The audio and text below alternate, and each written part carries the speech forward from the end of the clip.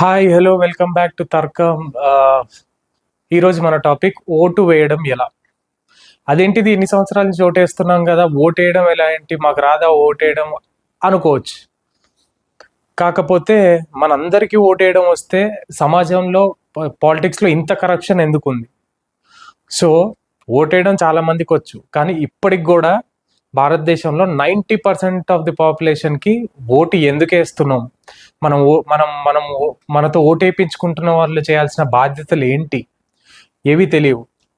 ఏదో ఆ టైంకి ఒక పార్టీ అంటారు, ఎవరో చెప్తారు, లేకపోతే దేనికో ఇన్ఫ్లుయెన్స్ అవుతారు, వెళ్తారు, ఓటేస్తారు, వస్తారు, అంతే.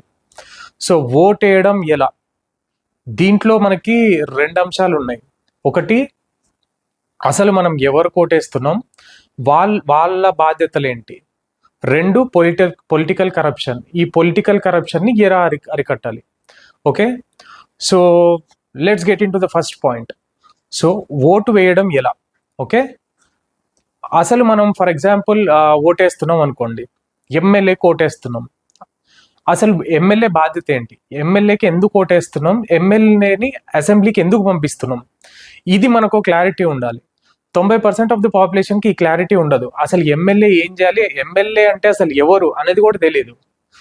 సో ఇప్పుడు మనము పాత రోజుల్లో చూసుకుంటే పల్లెటూర్లలో అందరూ వ్యవసాయ పనులు అవి ఇవి అని చాలా బిజీగా ఉండేవాళ్ళు. ఇలా బిజీగా ఉన్నప్పుడు కొన్ని కొన్ని కాయగూరలు, బియ్యం ఇలాంటివన్నీ ఊర్లోనే పండించుకునే వాళ్ళు. మిగతా సరుకులు ఏవైతే ఉంటాయో అవి పక్కన ఉన్న టౌన్ నుంచి తెచ్చుకోవాల్సి వచ్చేది. అందరూ ఏదో ఒక పనిలో బిజీ ఉండటం వల్ల ప్రతి ఒక్కరూ టౌన్కి వెళ్ళడం కష్టమైపోద్ది. కాబట్టి ఆ ఊర్లో ఎవరో ఒకరు కాస్త ఖాళీగా ఉన్న వాళ్ళు, లేకపోతే ఈ వ్యవసాయ పనులు వీటిలలో ఇన్వాల్వ్ అవ్వని వాళ్ళు ఎవరైనా ఉంటే వాళ్ళని పంపించేవాళ్ళు. వాళ్ళ పని అదే. ఇంకా వాళ్ళు ఏంటంటే ప్రతి ఒక్కరికి ఏమేమి కావాలో తెలుసుకోవడం, టౌన్కి వెళ్ళడం, ఆ సరుకులన్నీ తీసుకొచ్చి ఎవరి వాళ్ళకి అప్పచెప్పడం.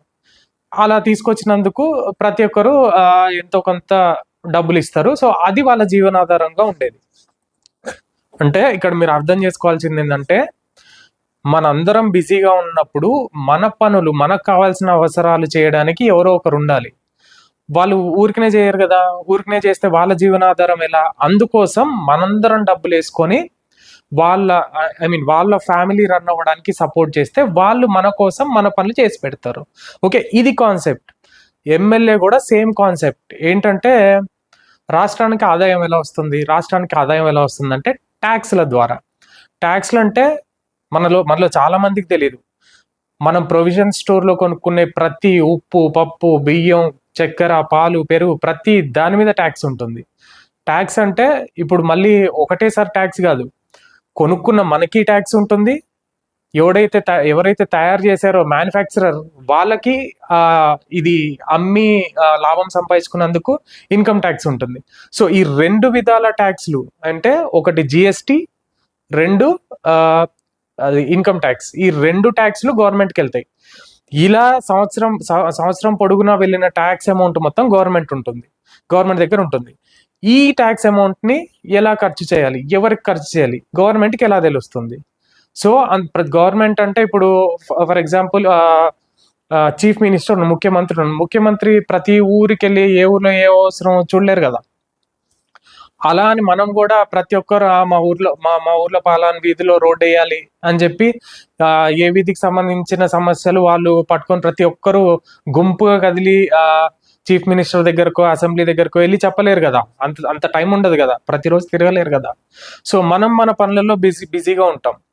మన పనులలో మనం బిజీగా ఉన్నాం కాబట్టి మన తరపున మన సమస్యలు చెప్పడానికి మనం జీతం ఇచ్చి ఒకరిని పెట్టుకుంటున్నాం. అది కూడా ఎలా పెట్టుకుంటాం, వీళ్ళు కరెక్ట్గా మన సమస్యలు మనం చెప్పినవన్నీ తీసుకెళ్ళి అలాగే చెప్పి మనకు రావాల్సినవి తీసుకొస్తారా లేదా అనే దాన్ని బేస్ చేసుకొని ఎవరైతే నమ్మకంగా ఉంటారో, ఇందాక చెప్పిన ఎగ్జాంపుల్లో ఎవరైతే మనం డబ్బులు ఇచ్చి సరుకులు తీసుకురమ్మంటే దాంట్లో కమిషన్ కొట్టేసి 10 రూపాయలు అయితే 20 రూపాయలు అందని చెప్పి 10 రూపాయలు కమిషన్ కొట్టేసి అలాంటివన్నీ పెట్టుకోం కదా మనం. ఎవరైతే నిజాయితీగా ఉంటారో అలాంటి వాళ్ళనే మన సరుకులు తీసుకురావడానికైనా మనం పెట్టుకుంటాం. అలాగే ఎవరైతే నిజాయితీగా మన సమస్యలని తీసుకెళ్ళి అసెంబ్లీలో చెప్పి మనకి జరగాల్సిన పనులు జరిగేలా చూస్తారో అలాంటి నిజాయితీ పరుణ్ణి అసెంబ్లీకి పంపిస్తాం. సో మన దగ్గర ఉన్న వాళ్ళలో నిజాయితీ పరుడు ఎవరో చూసి మాక్సిమం మంది, అది కూడా ఎవరు చెప్పాలి, ఇప్పుడు మన లొకాలిటీ, మన నియోజకవర్గంలో ఫర్ ఎగ్జాంపుల్ 1,00,000 మంది ఉన్నారంటే లక్ష మందిలో కొంతమందికి ఒకతను నిజాయితీ అనిపించవచ్చు, ఇంకొంతమందికి ఇంకొకతను నిజాయితీ అనిపించవచ్చు. అందుకే ఎలక్షన్ అనేది పెట్టారు. ఎవరు ఎక్కువ మంది, ఐ మీన్ ఎవరినైతే ఎక్కువ మంది నమ్ముతారో అతన్నే పంపిద్దాం మన సమస్యల గురించి మాట్లాడడానికి. ఇప్పుడు అతను మనం గెలిపించేసాం, గెలిపించేసి అతను మన దగ్గర నియోజకవర్గంలో అంతా తిరిగి ఏమేమి సమస్యలు ఉన్నాయి, మనకి ఎక్కడ రోడ్డు కావాలి, ఎక్కడ వాటర్ ట్యాంక్ కావాలి, ఏమేమి కావాలి, ఇవన్నీ తెలుసుకొని, ఐ మీన్ ప్రతి ఊరు తిరిగి ఇవన్నీ తెలుసుకొని తను వెళ్ళి అసెంబ్లీలో చెప్తాడు.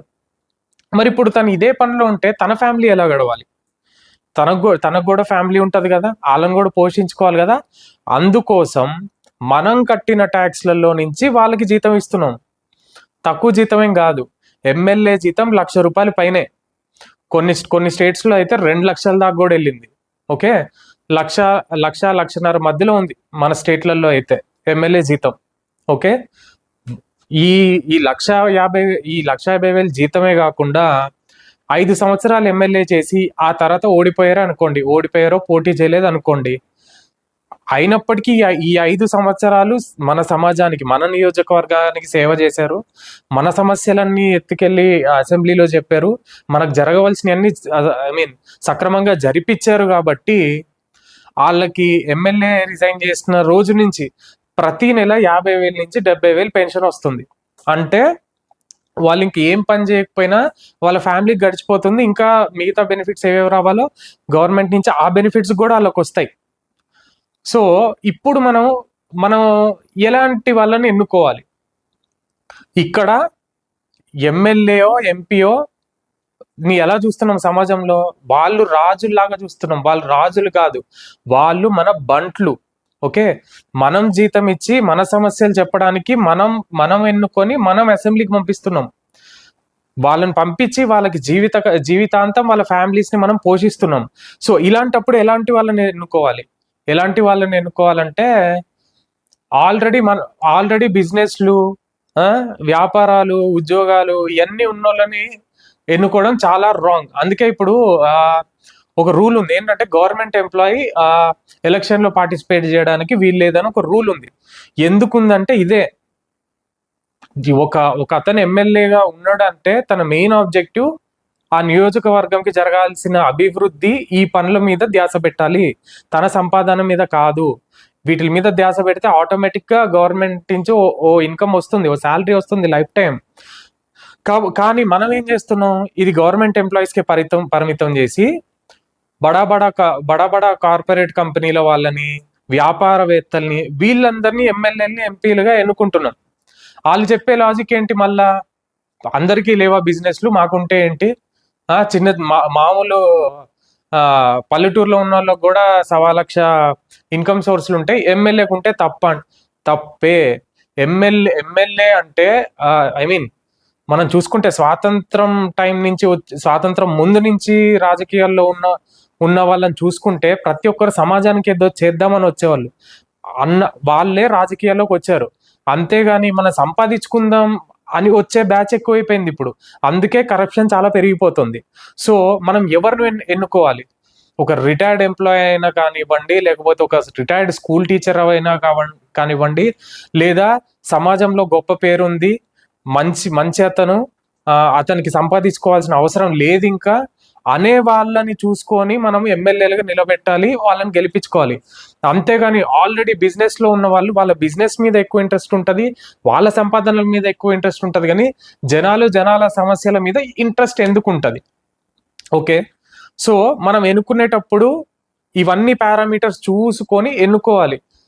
లేదు ప్రతి పార్టీ ఇలాంటి వాళ్ళనే నిలబెట్టింది అనుకుందాం, అప్పుడు మనం ఓటేయాల్సిన అవసరం ఏముంది? ప్రతి పార్టీ ఇలాంటి వాళ్ళనే నిలబెడితే మనకు అందుకే ఒక ఆప్షన్ ఉంది, ఏంటి? నోటాకి ఓటేసి ఈ 2 పార్టీల కంటే నోటాకి ఎక్కువ ఓట్లు వస్తే ఆ ఎలక్షన్ రద్దు అవుతుంది. ఓకే, ఆ ఎలక్షన్ రద్దయి మళ్ళా ప్రాపర్ క్యాండిడేట్స్ ని పెట్టాల్సిందే. ప్రాపర్ క్యాండిడేట్స్ ని పెట్టే వరకు నోటాకే ఓటు గుద్దాలి.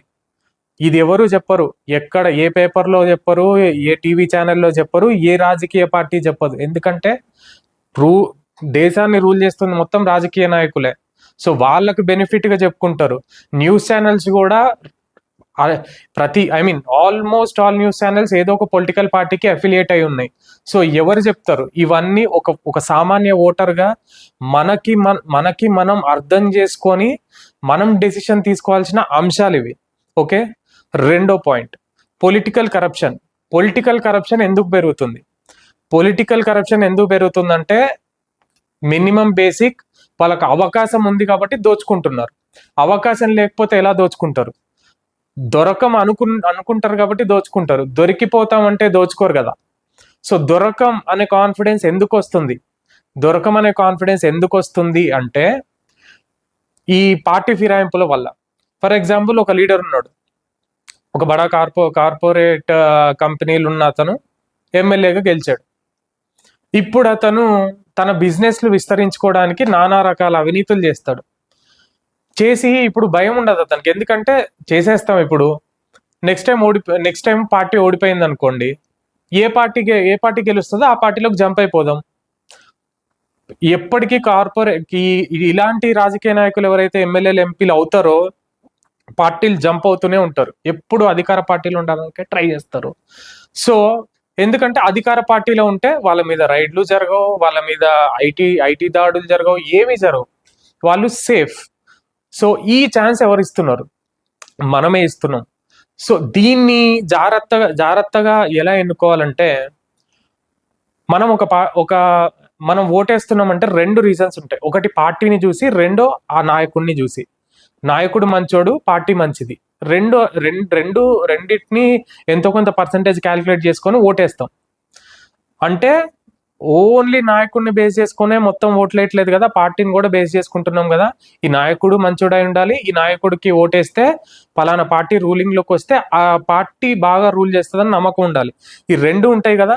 అలాంటప్పుడు మనం ఓటేసిన నాయకుడు ఇంకో పార్టీలోకి జంప్ అయిన ప్రతిసారి నాయకులు చెప్పే ఉపన్యాసాలు ఏంటంటే, నియోజకవర్గ ప్రజలు ఈ పలాన్ పార్టీలో ఉండాలని కోరుకున్నారు అభివృద్ధి కోసం, సో ప్రజల కోసం నేను పార్టీ మారుతున్నా అని చెప్తారు. ప్రజలు ఎవరన్నా చెప్తారండి? ఇప్పటి వరకు ఏ నాయకుడన్నా ప్రజల దగ్గరకు వచ్చి నేను పార్టీ మారాలా అని అడిగిన నాయకుడు ఉన్నాడా?